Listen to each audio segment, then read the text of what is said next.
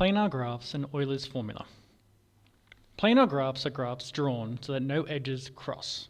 And the example I have here is I've got a graph with 4 vertices and 6 edges. But what we're looking at here is edge A and edge B, and this how that connects. We can redraw this graph so that it doesn't have to cross. The purpose of this is mostly just to make the graph a bit easier to read, a bit neater. It saves confusion later on.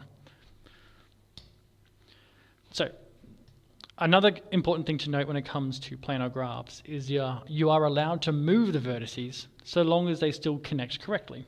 And for example, we have this star graph.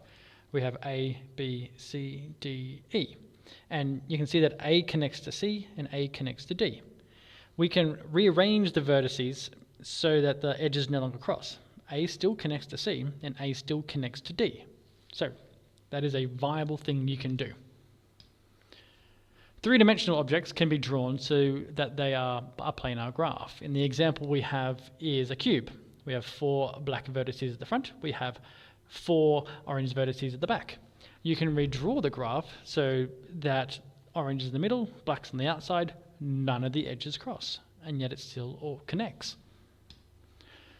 Interestingly, a cube has 6 faces. However, on our planar graph, it looks like there's only 5. So to understand how many faces there are on your graph, they say count the outside of your graph as the last face. Euler came up with a formula to calculate the number of vertices and edges and faces on a planar graph, and its number of vertices will equal the number of edges minus the number of faces plus 2. So let's use our cube to see if that works. How many faces on a cube? Well, there are 8 vertices, there are 12 edges, so write down your formula, substitute in your values, isolate f, solve. Number of faces is 6, so it works.